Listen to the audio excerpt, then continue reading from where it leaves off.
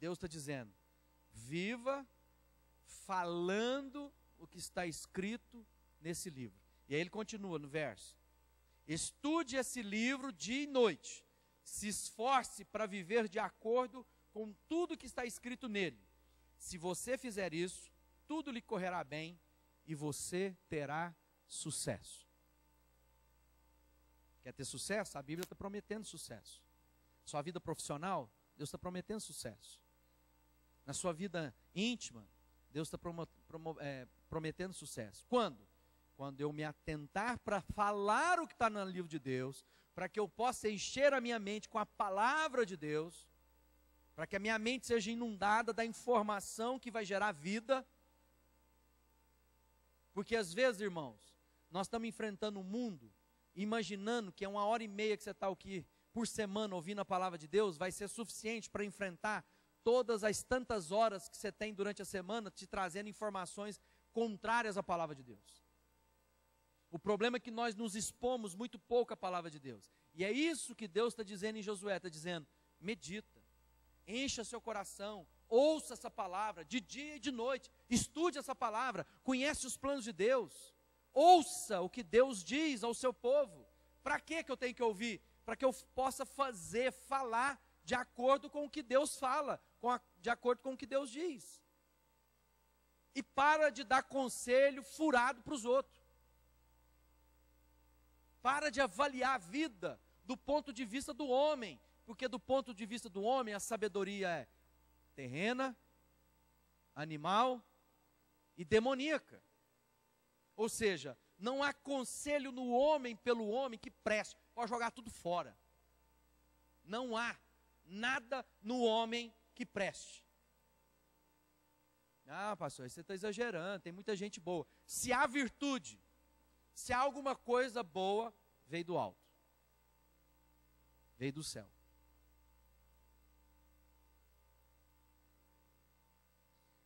Se há uma questão de palavra, Deus sabia da importância da palavra e também quem sabia da palavra que era importante?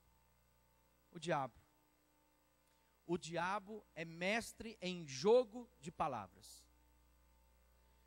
Quando o diabo veio destruir a harmonia do jardim, o que o diabo usou?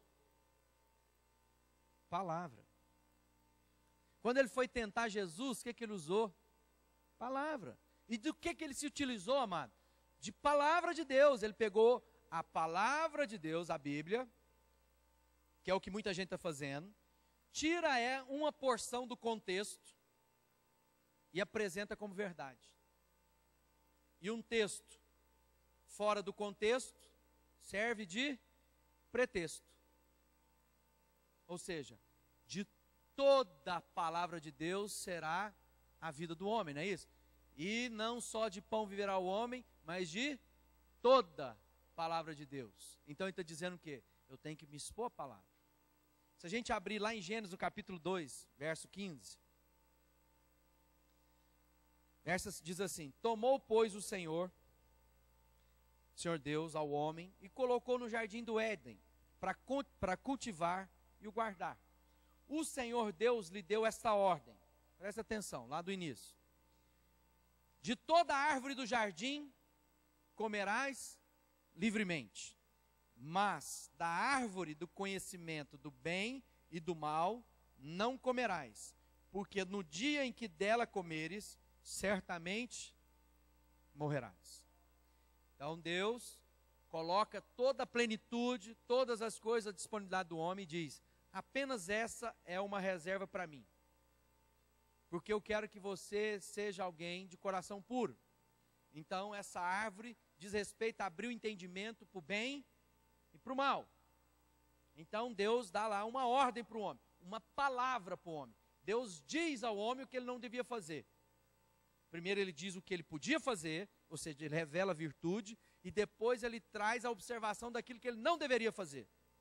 Então Deus sempre está nos revelando o caminho do bom, o caminho do bem, o caminho da virtude, o caminho da bondade. Mas muitas vezes nós nos despertamos para a informação que nos leva para o caminho do mal. A Bíblia diz assim: veio um homem no seu campo e semeou trigo. À noite, veio o inimigo e semeou o quê? Joio. Então, amado, é uma guerra que acontece na nossa mente. Semeadura da semente de Deus, palavras de Deus, e semeadura do reino do inferno, para obstruir a revelação de Deus na nossa vida. Por isso que lá em Coríntios, a Bíblia diz o quê? O príncipe desse século cegou o quê? Os olhos? Não, cegou o entendimento das pessoas. Para quê? Para que não lhes resplandeça a luz, para que não venha vida, que não venha clareza de entendimento. Agora o nosso desafio. Nós estamos aqui começando o ano.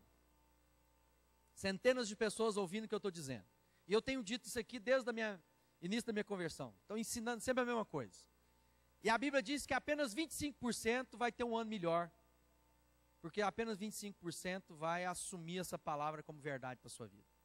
Porque outra palavra vai cair à beira do caminho, os pássaros vão comer, outra palavra vai cair num solo raso, a hora que começar a dar raiz, ela vai secar, outra vai cair no meio dos espinhos, e ela vai ser sufocada, mas outra vai prosperar. Por quê? Porque o diabo sabe que se a semente certa, da palavra certa cair na nossa mente, nós vamos ser mais do que vencedores.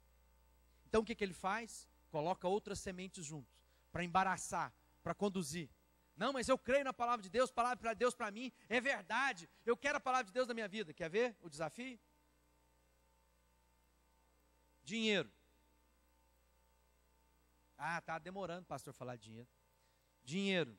Dinheiro é algo importante. A Bíblia fala mais de dinheiro do que fala de fé. A Bíblia ensina mais de dinheiro do que fala de outros assuntos pertinentes à nossa prática de vida de igreja. Por quê? Porque Jesus disse que tem dois deuses.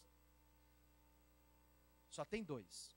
Ou nós servimos ao dinheiro, ou nós servimos a Deus. Então, por isso que Deus traz o quê? Palavra para nos conduzir, para nos ensinar. E aí a gente fala que crê em Deus e somos infiéis no dízimo e na oferta. A Bíblia diz, se eu não for fiel, o ladrão vai entrar, vai roubar, o devorador vai vir, vai comer. A gente não acredita, porque a gente continua infiel. O dia que acontece, a gente fica chateado. A Bíblia já ensinou. A Bíblia diz que eu não preciso de mais ninguém para interceder entre eu e Deus, que é um só mediador entre Deus e os homens, Cristo Jesus. E muitas vezes eu estou querendo que o pastor seja o meu entendimento, meu intercessor diante de Deus. Ou eu peço para a gente morta para interceder o assunto com Deus. Ou eu peço para a entidade tal que baixa no fulano tal, que é o cavalo dela. Palavra de Deus. É o que eu tenho que crer. E o que nela está escrito. E aí, o diabo vem, em Gênesis 3, no capítulo 1, no verso 1, continue comigo. A cobra era o animal mais esperto que o Senhor havia feito. Ela perguntou à mulher, é verdade, olha só como é a astúcia do inimigo. É verdade que Deus mandou que vocês não comessem as frutas de nenhuma árvore do jardim? A mulher respondeu, podemos comer as frutas que tem em qualquer árvore, menos a fruta que fica no meio do jardim. Deus nos disse que não devemos comer dessa fruta, nem tocar nela. Se fizermos, morreremos.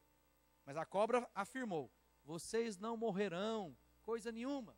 Algumas versões dizem assim, será que morrerás? Ela põe apenas uma indagação. Ela coloca o que?